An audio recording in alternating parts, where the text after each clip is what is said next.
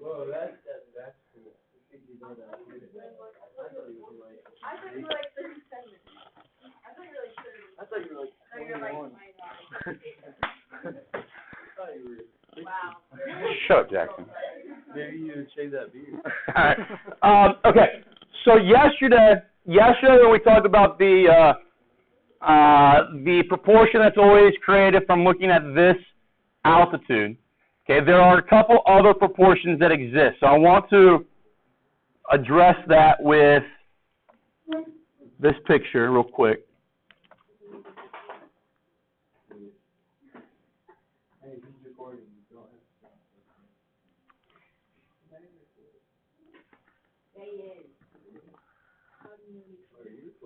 Yeah.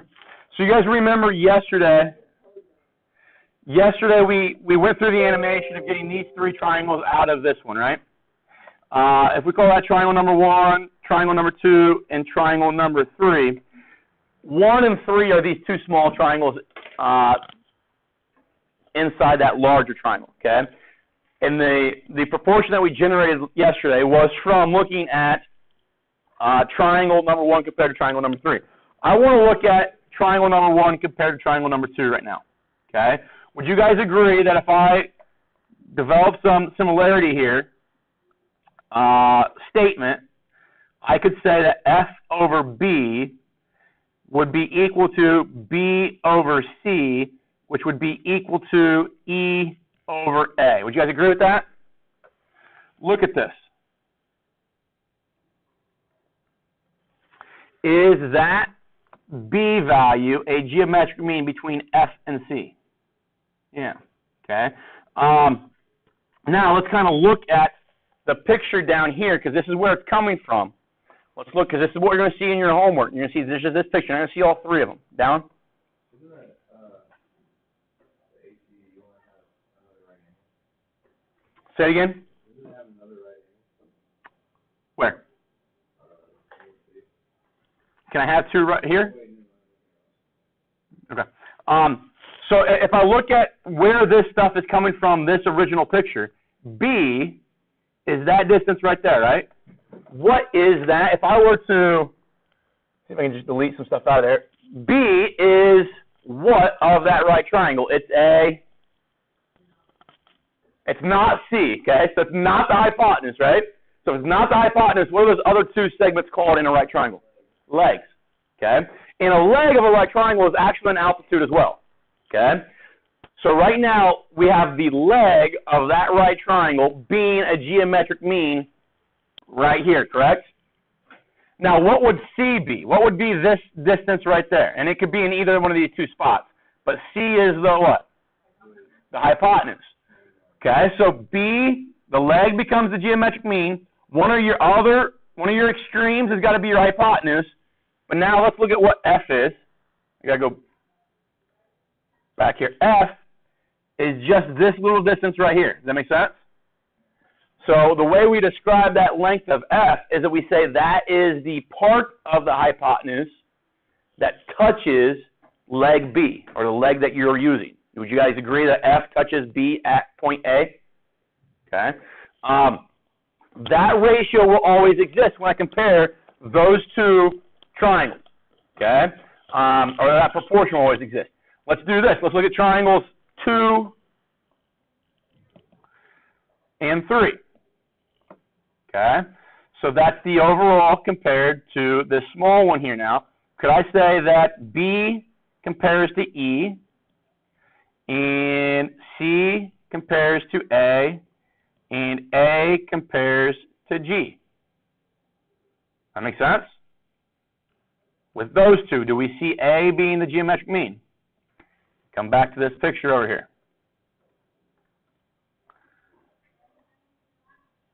Let me just delete that. If I look at this picture over here, is A a leg of the right triangle? So again, we get the leg of the triangle being the geometric mean. Is C the hypotenuse? Okay, so that's why C is there. Is G the part of that hypotenuse that is touching the leg A? Yeah. Okay, so that will always show, that proportion will always show up when we're dealing with this triangle when we draw that altitude from C to the hypotenuse. So I'm going to write this down. I'll give you a moment to write this corollary down. But it says when the altitude is drawn to the hypotenuse of a right triangle. So it sets up the exact same picture we dealt with yesterday. Okay, it takes the overall triangle ADC and it generates two smaller right triangles that are similar to it. Okay, when that happens, we get the statement that says each leg is the geometric mean between the hypotenuse and then the part of the hypotenuse that is adjacent, which I put in parentheses the word touching, to that leg.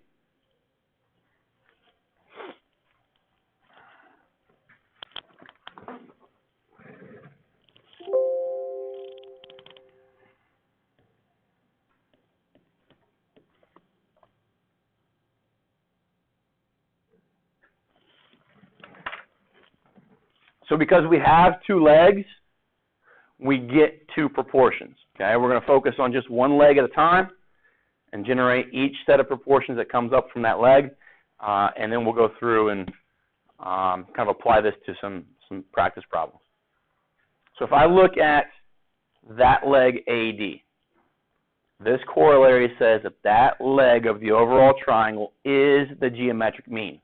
So that purple leg has to go there and there. Okay, so that's saying, addressing that part right there. It's the geometric mean. But it's the geometric mean between the hypotenuse. What is the hypotenuse of this overall triangle?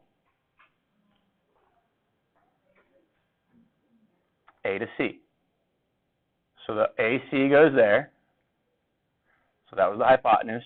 And now the last part is the segment of the hypotenuse that is adjacent to that leg. What part? Hopefully you see that this is part, that's one part, and that's the second part, right? A to B is one part of the hypotenuse, B to C is the second part, right? Which part touches this purple over here? AB, right? So AB needs to go there. Every single time, no matter what leg you look at, you're going to do that. You're going to say leg is the geometric mean between, and you find the whole hypotenuse, and then the part of the hypotenuse that is adjacent to or touching or intersecting that leg. So we'll do this bottom one, looking at leg CD. I look at leg CD, so that's the geometric mean. Let me use the same colors I have highlighted in the... So CD, that's the geometric mean, so that's going to go there and there. Now between the hypotenuse, what's the hypotenuse? AC, right?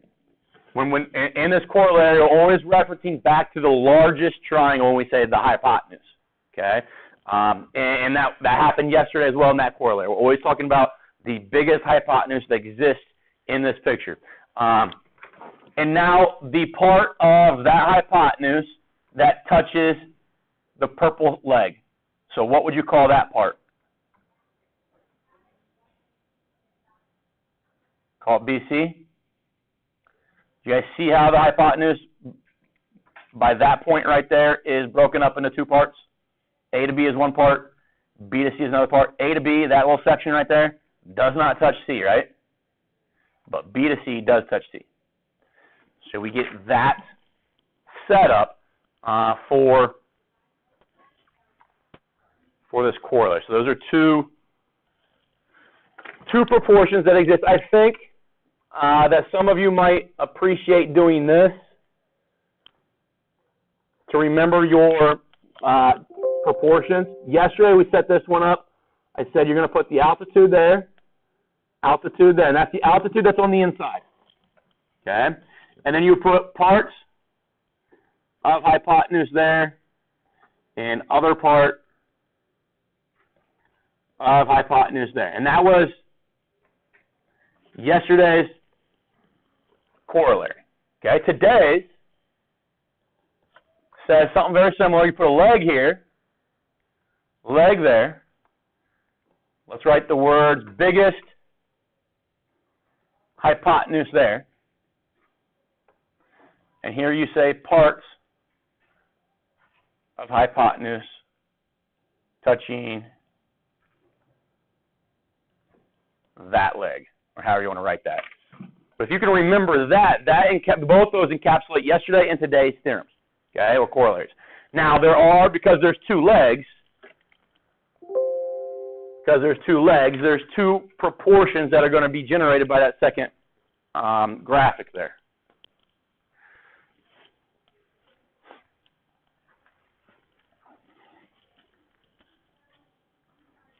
All right, I'd like to get to at least one example so that you can have some type of reference to work on tonight's homework. There's also, if you get on 7-4's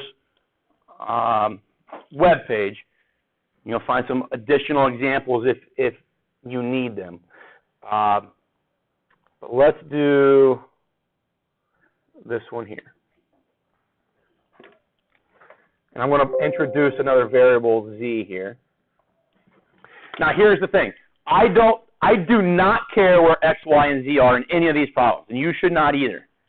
And you're not going to set out and say, I'm going to solve for x first, then y, and then z. Don't do that. Look at the picture and say, okay, how do I, because it's got a right triangle with an altitude drawn to the hypotenuse, how do I set up my three proportions? You know they exist. Let's set them up. Don't even worry about solving them. Okay? Let's set them up. So we have, from yesterday, we said altitude here, altitude there. I'm just going to say P, part of hypotenuse, part of hypotenuse. Okay?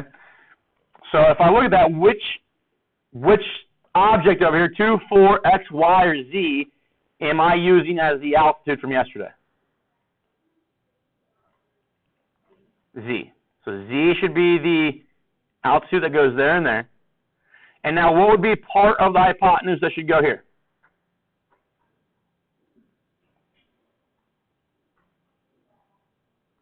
What is when I say hypotenuse, we're talking about which segment over here? Which is the hypotenuse we're talking about? R to P. We're talking about the biggest one. So what part could go here? 4. What part could go here? 2. You just set up a proportion that is 100% true about that triangle, or set of triangles. All right, let's use what we just introduced today, that we say leg, whole hypotenuse, part of hypotenuse touching leg. Okay? So what leg you want to use?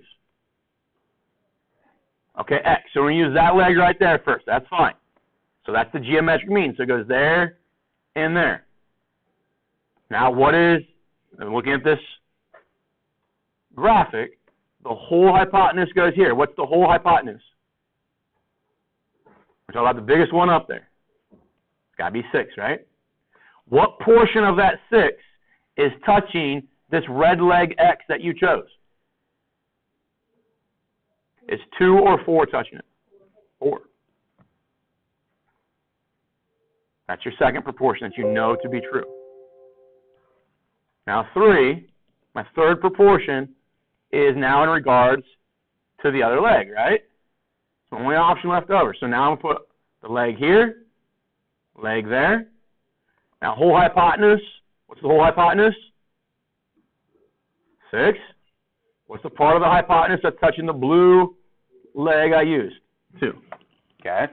Now, a lot of the introductory questions that we do, because we have to develop kind of a foundation in this process, a lot of times puts our variables in the geometric mean location. That doesn't have to be the case. Those, where I've got z and x and y, those could be numbers. Okay. They don't just have to be variables. Does that make sense to everybody? Okay. And you'll see that a lot in the next couple assignments we do. But now that you've done the geometry, let's see if we know our algebra. Okay, so bear with me here. If I'm going to solve this one, I'm going to cross multiply. I'm going to get z squared is equal to 8. So then I'm going to do what to solve for z? Square root. So I get z. Now I get plus or minus, but does the minus radical 8 work? No, so you get radical 8. That is an accurate answer. That if you go to Lowe's and say, I need radical 8 feet of whatever, they're going to give you that amount. That's a true distance.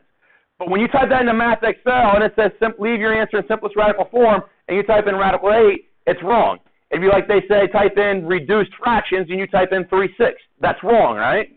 So we need to simplify that. So what is the perfect square that will divide 8? 4. So that means that radical 8 is the same thing as radical 4 times radical 2. But what's radical 4? 2. So 2 root 2 is the same thing as root 8, but it's simplified. That's what we're looking for in regards to z. The reason we do that, guys, is because the algebra that we want to do later on is so much easier with 2 root 2 than it is with radical 8. Okay, and we'll talk about that maybe towards the end of the year. This one, x times x gives me x squared. 6 times 4 gives me 24. So then we'll square root both sides. The negative version doesn't matter, right? Now, what is the perfect square that divides 24? 4 again. So now I get root 4 times root 6, right? That would still give me root 24. But what's root 4 the same as? 2. So 2 root 6 is the exact same thing as root 24. You can still, and if you're a person that says, I don't like doing it that way, I like doing it this way, those groupings of 2 would provide me that 2 right there. And this 2 and 3 don't have a pair, so they become partners. And you multiply them back together, and they become that 6 right there. Okay? If I'm doing the last one, y times y is y squared. 6 times 2 is 12. Square root. Y equals root 12, right? What are the two, or so what is the factor of 12 that is a perfect square? 4, so I get radical 4 times radical 3. But what's radical 4? 2. And now think about this. Does this make sense? If I put this in here as 2 radical 3 and 2 radical 3, what's 2 times 6? 12. Now, you guys know how to multiply radicals? If I do that, okay, so you multiply the numbers out front. What do the numbers out front give me? 4. Now multiply the numbers on the inside. What's the numbers on the inside give me? 9, right? And they stay on the inside, but what's radical 9 the same as? 3. So isn't that 4 times 3? Is that still that 12? Does that make sense? Okay. So that's obviously one example. I want to go through tomorrow, just kind of give you a heads up. We'll finish this PowerPoint. There's 3 or 4 more examples. We'll go over the homework that I assigned today. I'm going to assign some homework 7-4 day 2. It's not going to be due tomorrow. Expose yourself to it. See what it's about. Maybe think about some questions that you want to ask tomorrow about it. Then that will be due on Friday. But I'm also going to give you something to work on tomorrow in addition to it. So at least do some of it tonight so that all your work doesn't snowball in preparation for the test on Friday. Yes? You guys can go if you don't want to listen to the questions. The review is open right now.